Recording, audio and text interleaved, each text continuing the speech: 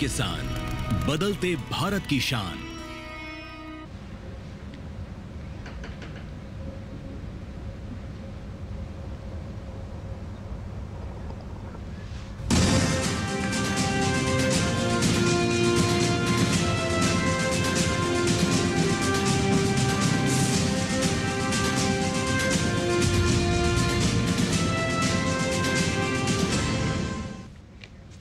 नमस्कार, स्वागत है आपका किसान समाचार में। मैं हूं रेशमा आपके साथ। आइए नजर डालते हैं इस वक्त की हेडलाइंस पर। एमपी के जबलपुर में 2 दिसंबर से शुरू होगी धान की खरीद, जिसके लिए जबलपुर में बनाए गए उपार्जन समिति के 86 खरीद केंद्र। 2 दिसंबर से 20 जनवरी तक 50 दिन चलेगी धान की खरीद। धान का समर्थन मूल्य 2300 प्रति क्विंटल और ए ग्रेड धान का समर्थन मूल्य 2320 रुपए प्रति क्विंटल किया गया तय।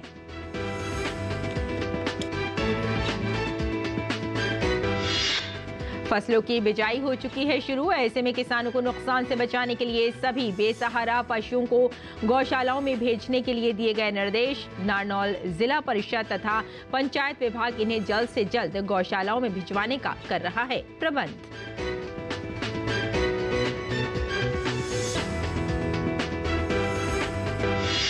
रबी सीजन में फसलों की अच्छी सिंचाई के लिए सरकार द्वारा किसानों को दिए जा रहे हैं 3 से 5 माह के लिए अस्थायी कृषि पंप कनेक्शन। किसान निर्धारित दरों के अनुसार भुगतान करके ले सकते हैं कृषि पंप कनेक्शन।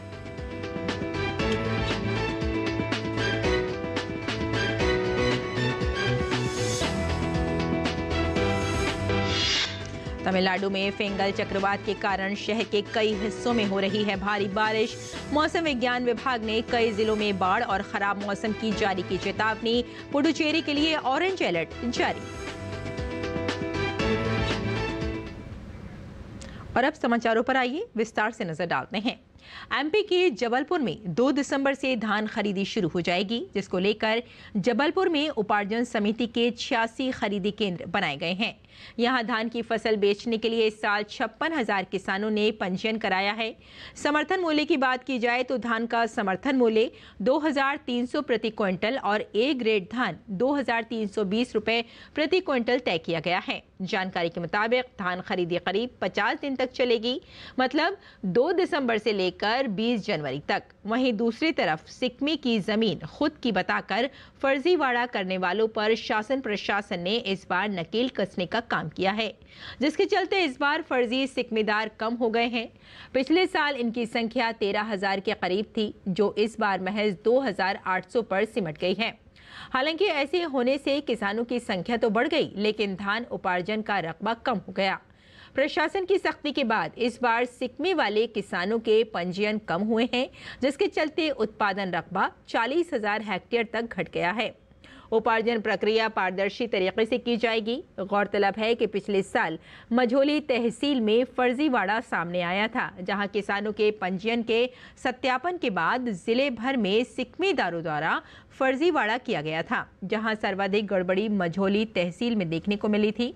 वहीं इस बार सख्ती करने से वास्तविक किसान तो बढ़ गए, लेकिन सिक्मीदारों की संख्या कम हो गई। पिछले साल 40,308 सामान्य किसानों ने पंजीयन कराया था, जबकि इस वर्ष 53,142 किसानों ने पंजीयन कराया है। मतलब पिछले साल की तुलना में इस वर्ष सामान्य किसान के पंजीयन करीब 13,000 तक बढ़े हैं, जबकि पिछले साल सिक्मी के किसानों की संख्या 13,766 थी। वहीं इस साल महज 2,842 किसानों ने ही पंजीयन कराया है, यानी 11,000 सिक्मी किसानों की संख्या कम हुई है। दूसरी तरफ पिछले साल की अपेक्षा इस बार कुल रकबे में भी कमी आई है। खुदरा बाजार में सीधे हस्तक्षेप करने के लिए सरकार पूरी तरह तैयार है। सरकार ने बफर स्टॉक से तुअर और उड़द दालों के एक हिस्से को भारत दाल ब्रांड के तहत उपभोक्ताओं को सस्ती कीमतों पर खुदरा बिक्री के लिए उपलब्ध करवाया है। इसी के तहत खुदरा विक्रेता और उपभोक्ता मामलों का विभाग खुदरा मार्जिन को उचित स्तर पर बनाए रखने के लिए दालों की मंडी और खुदरा कीमतों पर विचार विमर्श करने के लिए भारतीय खुदरा विक्रेता संघ के साथ नियमित बैठकें करने में व्यस्त है। गौरतलब है कि भारत ब्रांड के तहत खुदरा उपभोक्ताओं को रियायती कीमतों पर आटा और चावल वितरित किया जाता है। इसी वजह से घरेलू उपलब्धता बढ़ाने के लिए दालों का सुचारू आयात सुनिश्चित करने के लिए तुअर और उड़द के आयात को मार्च तक मुक्त श्रेणी में रखा गया है। इसके अतिरिक्त मसूर के आयात पर भी मार्च तक कोई शुल्क नहीं लगाया गया है। इन उपायों से दालों, चावल, आटा और प्याज जैसी आवश्यक खाद्य वस्तुएं उपभोक्ताओं को सस्ती कीमतों पर उपलब्ध कराने और कीमतों को स्थिर करने में मदद मिली है। वहीं उपभोक्ता मामलों के विभाग ने किसानों के जागरूकता अभियान, आउटरीच कार्यक्रम, बीज वितरण आदि के लिए एनसीसीएफ और नेफेड को सहायता प्रदान की है। अब तक एनसीसीएफ और नेफेड द्वारा कुल 10.66 लाख किसानों को पंजीकृत किया गया है। खरीफ फसलों की स्थिति अच्छी है और मूंग, उड़द जैसी कम अवधि वाली फसलों की कटाई पूरी हो चुकी है, जबकि तुअर की फसल की कटाई अभी शुरू हो गई है। फसल के लिए मौसम भी अनुकूल रहा है और दालों की कीमतों में नरमी आने की उम्मीद है। केंद्रीय उपभोक्ता मामले, खाद्य एवं नागरिक आपूर्ति राज्य मंत्री और सार्वजनिक वितरण मंत्री श्री BL वर्मा ने आज लोकसभा में एक लिखित उत्तर में ये जानकारी दी। और कोयला मंत्रालय के अधीनस्थ कोल इंडिया लिमिटेड की अनुषंगी कंपनी नॉर्दर्न कोल फील्ड्स लिमिटेड NCL ने अपनी CSR पहल के तहत सिंगरौली महिला लघु धारक पोल्ट्री परियोजना शुरू की है। इस परियोजना के तहत 750 पोल्ट्री फार्म इकाइयों को मिलाकर सिंगरौली महिला पोल्ट्री प्रोड्यूसर्स कंपनी लिमिटेड की स्थापना की गई है। ये कंपनी आदिवासी महिलाओं के स्वामित्व में है और इन्हें आजीविका के साथ साथ आर्थिक अवसर प्रदान कर सशक्त बनाने की दिशा में काम कर रही है।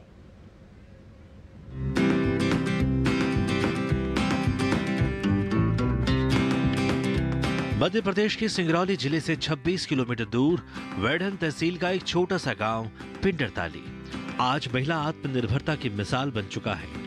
कोयला मंत्रालय के अधीनस्थ कोल इंडिया लिमिटेड की अनुषंगी कंपनी नॉर्दर्न कोल फील्ड्स लिमिटेड ने अपनी CSR पहल के तहत सिंगरौली महिला लघु धारक पोल्ट्री परियोजना शुरू की है।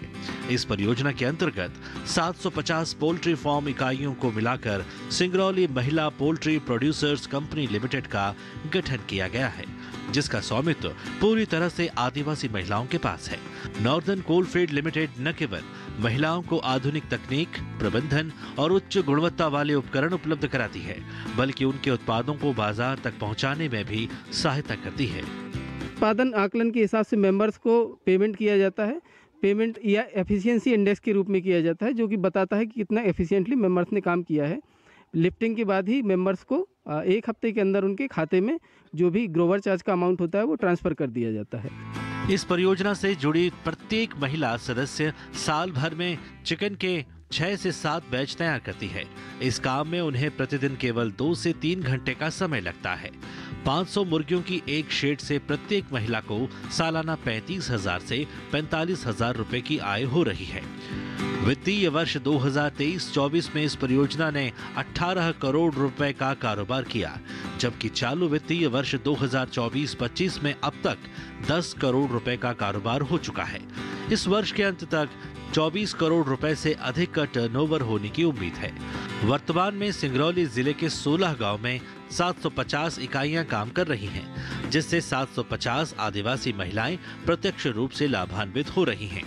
हमको अब बाहर नहीं जाना पड़ता है, अपना खुद के काम हमारा घर में है, तो उसमें अपना घर के भी काम कर ले रहे हैं। इसमें काम हम तो पैसा भी मतलब कमा ले रहे हैं, अपना घर का भी काम कर रहे हैं। बच्चों को पढ़ाई लिखाई फिर से कब पैसा नहीं रहता है तो इसका पैसा रहता है, तो खेत भी जोताते हैं, फिर जोता बोआ के उसमें बीज भी हो जाता है, उसका खाद नहीं खरीद पाते हैं, खाद भी ले देते हैं।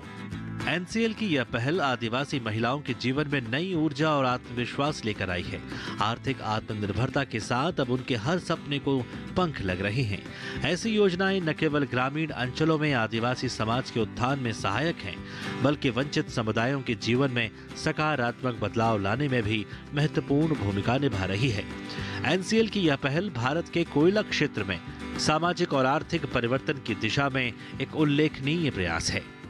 एनसीएल के माध्यम से इन महिलाओं को न सिर्फ आत्मनिर्भरता प्राप्त हो रही है, साथ ही साथ वो अपने परिवार की भी मदद कर पा रही हैं और उनको एक बिजनेस भी मिल पा रहा है। कैमरामैन मनमोहन के साथ चंद्रशेखर, डीडी न्यूज़, सिंगरौली।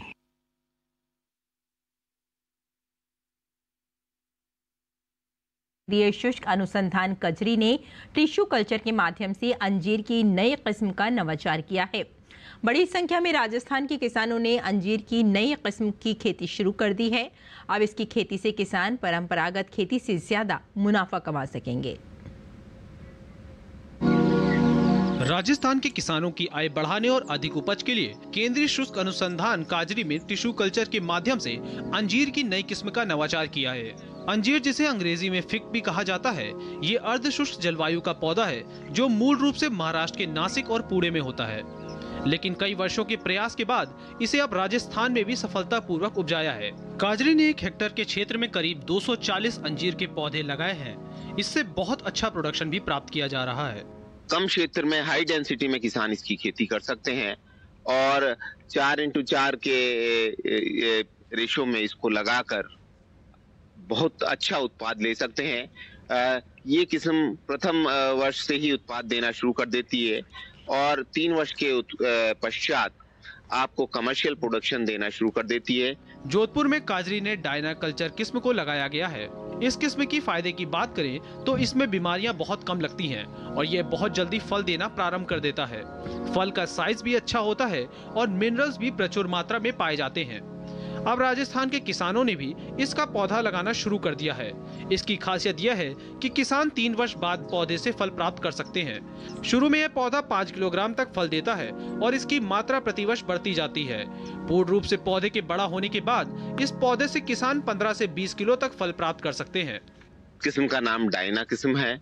ये एक टिश्यू कल्चर्ड किस्म है जो मूल रूप से हैदराबाद से आई है और इस किस्म की सबसे अच्छी खूबी ये है कि ये शुष्क तथा अर्ध शुष्क जलवायु में बहुत अच्छे से उपज देती है तथा इसमें कीट तथा बीमारियां भी बहुत कम लगते हैं। इसका फल बड़ा होता है, देखने में हल्का हरा रंग होता है और पकने पे बहुत ज्यादा स्वादिष्ट हो जाता है। किसान राजस्थान में हमेशा से परंपरागत खेती करते आए हैं, जिसके कारण किसानों को मुनाफा काफी कम होता है। अब राजस्थान के किसान द्वारा अंजीर नई किस्म की खेती के अपनाए जाने से आय भी बढ़ेगी और परंपरागत खेती से ज्यादा मुनाफा भी कमा सकेंगे। ब्यूरो रिपोर्ट, किसान समाचार। फसलों की बिजाई शुरू हो चुकी है। ऐसे में किसानों को नुकसान से बचाने के लिए सभी बेसहारा पशुओं को गौशालाओं में भेजने के निर्देश दिए गए हैं। हरियाणा के नारनौल जिला परिषद तथा पंचायत विभाग इन्हें जल्द से जल्द गौशालाओं में भिजवाने का प्रबंध कर रहा है। नारनौल जिले में लगभग 3000 बेसहारा गौवंश हैं। नारनौल पशु क्रूरता निवारण समिति तथा बेसहारा गौवंश पुनर्वास योजना अधिकारियों व गौशाला संचालकों की बैठक में सभी गौशालाओं संचालकों ने जिला प्रशासन को अपनी गौशालाओं में 3625 गौवंश को रखने की सहमति दी। राज्य सरकार तथा हरियाणा गौ सेवा आयोग का फोकस गौवंश के संरक्षण और संवर्धन पर है। ऐसे में अधिकारी तथा गौशाला संचालक मिलकर बेसहारा गौवंश की समस्या का समाधान करें। बैठक में अधिकारियों ने निर्देश दिए कि अब फसलों की बिजाई हो चुकी है। ऐसे में किसानों को नुकसान से बचाने के लिए जरूरी है कि सभी बेसहारा पशुओं को गौशालाओं में भेजा जाए। अगर सभी गौशालाएं इन बेसहारा पशुओं को अपने यहां आश्रय देंगे तो जिला बेसहारा पशु मुक्त हो जाएगा। नारनौल जिले में 22 गौशालाएं पंजीकृत हैं, जिनमें 18,595 पशु हैं। इसके अलावा लगभग 8 गौशालाएं गैर पंजीकृत भी हैं। सभी पंजीकृत गौशाला संचालकों से आह्वान किया गया कि वे बेसहारा पशुओं को आश्रय देने के लिए प्रति पशु मिलने वाला एक मुक्त 7,000 रुपए की सहायता राशि के लिए पोर्टल पर अप्लाई करें। इस राशि से गौशालाओं में ढांचागत सुविधा तैयार कर सकते हैं। उन्होंने बताया कि हरियाणा गौ सेवा आयोग की तरफ से इस एक मुश्त राशि के अलावा प्रति पशु हर रोज के लिए चारे के लिए भी राशि दी जाती है। 1 वर्ष से कम आयु के पशु के लिए 20 रुपए, 1 वर्ष से अधिक आयु के पशु के लिए 30 रुपए तथा नंदी के लिए 40 रुपए प्रतिदिन दिए जाते हैं। रबी सीजन में किसान फसलों की अच्छी तरह से सिंचाई कर सकें, इसके लिए सरकार द्वारा किसानों को 3 से 5 माह के लिए अस्थायी कृषि पंप कनेक्शन दिए जा रहे हैं। इस कड़ी में मध्य प्रदेश के ऊर्जा मंत्री प्रद्युमन सिंह तोमर ने जानकारी देते हुए बताया कि कृषि उपभोक्ताओं को रबी सीजन में निर्बाध एवं गुणवत्तापूर्ण विद्युत आपूर्ति प्रदान करने के लिए अस्थायी कृषि पंप कनेक्शन देने की समुचित व्यवस्था की गई है। उन्होंने कहा कि किसान निर्धारित दरों के अनुसार ही भुगतान करके कृषि पंप कनेक्शन ले सकते हैं। एमपी में किसानों को अस्थायी कृषि पंप कनेक्शन लेने के लिए सब्सिडी दी जा रही है। सब्सिडी के बाद किसानों को 3 फेज 3 हॉर्स पावर के अस्थायी पंप कनेक्शन हेतु 3 माह के लिए 5,503, 4 माह के लिए 7,225 और 5 माह के लिए 8,946 रुपए देने होंगे। 5 हॉर्स पावर अस्थायी पंप कनेक्शन हेतु 3 माह के लिए 8,946, 4 माह के लिए 11,814 एवं 5 माह के लिए 14,683 रुपए देने होंगे। कंपनी ने उपभोक्ताओं से अपील की है कि वे अस्थायी कनेक्शन के लिए बिल राशि का भुगतान अधिकृत POS मशीन के माध्यम से ही करें एवं भुगतान की रसीद अवश्य प्राप्त करें। और तमिलनाडु में फिंगल चक्रवात के कारण शहर के कई हिस्सों में भारी बारिश हो रही है। भारत मौसम विज्ञान विभाग ने कई जिलों में भारी बारिश, बाढ़ और खराब मौसम की चेतावनी जारी की है, जिसके चलते आपदा तैयारी को भी तेज कर दिया गया है। साथ ही भारी बारिश की संभावना वाले क्षेत्रों में NDRF और SDRF की टीमों को तैनात करने का निर्देश दिया गया है। कुल 17 टीमों को तैनात किया गया है। इसमें चेन्नई, तिरुवरूर, मलयातुतुराई, नागपट्टिनम और कुड्डलूर और तंजावुर जिले शामिल हैं। IMD ने राज्य में अगले 3 दिनों तक भारी बारिश का अनुमान लगाया है। इस दौरान मछुआरों ने एहतियात अपने बोट को तट से दूर लगा रखा है। समुद्र का पानी काफी नजदीक आने से लोगों को बोट सड़कों पर लगानी पड़ रही है। और आइए आप जान लेते हैं मंडी भाव के बारे में।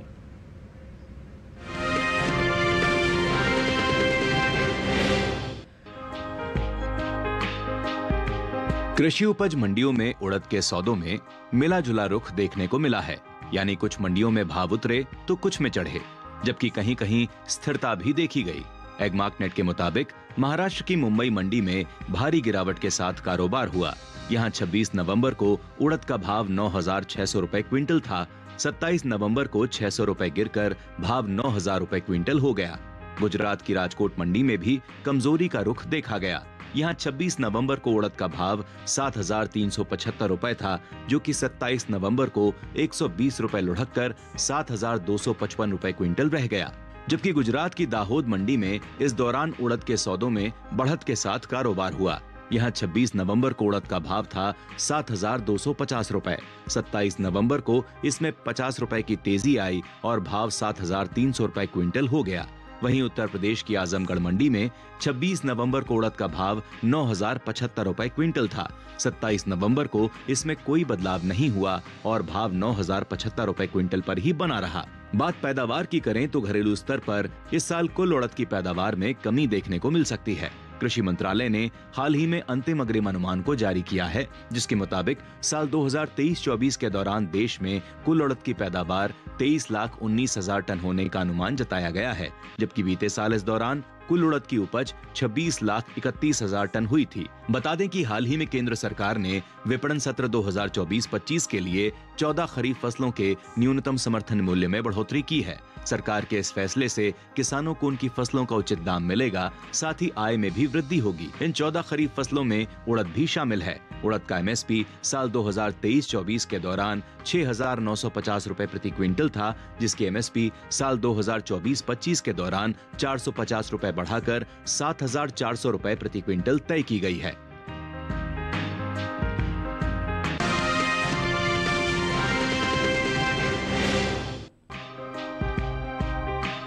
ज्यादातर कृषि उपज मंडियों में सरसों के कारोबार में सुस्ती का रुख रहा, जबकि कुछ मंडियों में इस दौरान सरसों के भाव में बढ़त देखने को मिली। एगमार्कनेट के मुताबिक गुजरात की जसदण मंडी में कमजोरी के साथ कारोबार हुआ।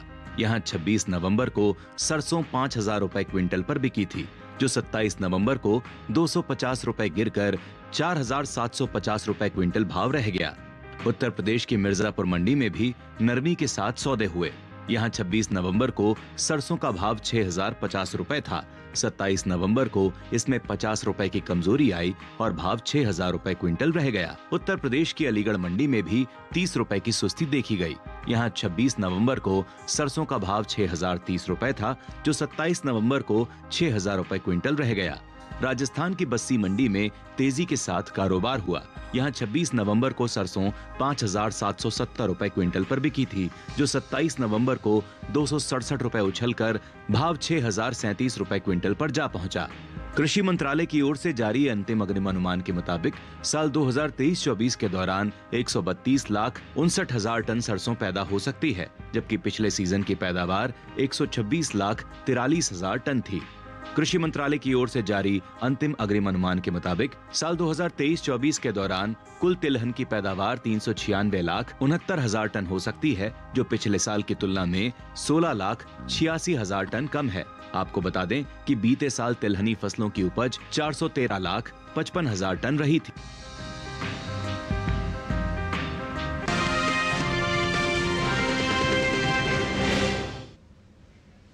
और किसान इस मौसम में कैसे रखें अपनी खेती का ख्याल, आइए जानते हैं।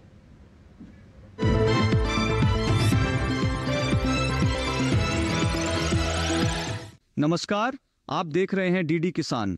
मैं हूं एआई कृष और आज हम गुजरात और महाराष्ट्र में होने वाली खेती किसानी से संबंधित सलाहों के बारे में पूरी जानकारी देंगे। गुजरात के किसान गन्ने की बुवाई के लिए खेत तैयार कर लें।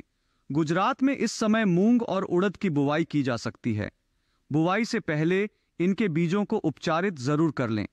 यहाँ के किसान भिंडी को खस्ता फफूंदी से बचाने के लिए जरूरी दवाएं छिड़क लें। गुजरात में बैंगन को फल बेधक कीट से बचाने के लिए फेरोमोन ट्रैप लगा लें। यहाँ मिर्च की फसल को थ्रिप्स से बचाने के लिए जरूरी कीटनाशक छिड़क लें। यहाँ के किसान परवल के खेतों की समय पर सिंचाई करें। गुजरात में टमाटर में पत्ती धब्बा रोग के नियंत्रण के लिए जरूरी कीटनाशक छिड़क लें। महाराष्ट्र के कोंकण के किसान सरसों, लोबिया और तरबूज की बुवाई जारी रखें। मध्य महाराष्ट्र के पुणे में गेहूं की बुवाई की जा सकती है। यहाँ के अहमदनगर के किसान गेहूं, मक्का, जई और ज्वार की बुवाई कर लें। महाराष्ट्र के सतारा के किसान बाजरे की पकी फसलों की कटाई कर लें।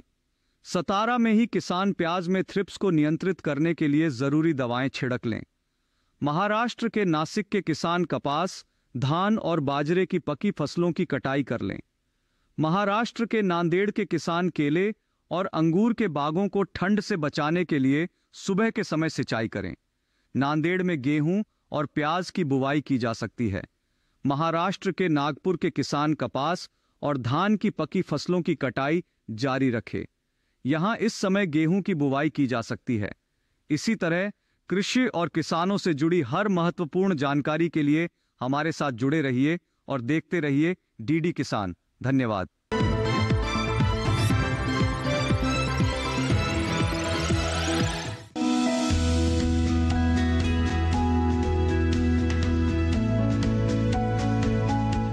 टमाटर के लिए जीवांश वाली बलुई दोमट और दोमट मिट्टी इसके लिए ज्यादा उपयुक्त होती है। 1 हेक्टेयर बुआई के लिए सामान्य किस्म का 400 से 500 ग्राम बीज चाहिए, जबकि संकर किस्म का 150 से 200 ग्राम बीज ही पर्याप्त होगा। जिन किसानों की पौध तैयार हो गई है, वो अब इसकी रुपाई कर ले। रुपाई के लिए खेत को अच्छी तरह जोतकर मिट्टी को भुरभुरा बना ले और क्यारियां तैयार कर ले। हर क्यारी 0.75 मीटर चौड़ी और जरूरत के हिसाब से 5 से 10 मीटर लंबी हो सकती है। ध्यान रहे कि सीमित बढ़वार वाली फसल के लिए कतार से कतार के बीच की दूरी 60 सेंटीमीटर और पौध से पौध की दूरी 45 सेंटीमीटर होनी चाहिए, जबकि असीमित बढ़वार वाली फसलों में कतार से कतार की दूरी 75 सेंटीमीटर और पौध से पौध के बीच की दूरी 50 सेंटीमीटर होनी चाहिए। रुपाई दोपहर बाद करना ज्यादा बेहतर रहेगा। रुपाई के तुरंत बाद जरूरत हो तो हल्की सिंचाई कर दे। बाद में जब भी आवश्यक हो तो पानी देते रहे। खरपतवार नियंत्रण के लिए समय समय पर निराई गुड़ाई करते रहे। टमाटर में कई तरह की बीमारियां भी लग सकती है। झुलसा रोग में पुरानी पत्तियां पीली हो जाती है। टमाटर की फसल में विषाणु से फैलने वाला मौजिक रोग भी खतरनाक है। इसमें पत्तियां सिकुड़ जाती हैं और पौधों की बढ़वार रुक जाती है। रोकथाम के लिए सिकुड़ी पत्तियों को उखाड़कर जला दे। टमाटर में पत्ती, तना और फल भेदक कीट लगते हैं। इससे ग्रसित पत्तियां गिर जाती हैं। रोकथाम के लिए विशेषज्ञों की सलाह पर उचित दवाओं का छिड़काव करें।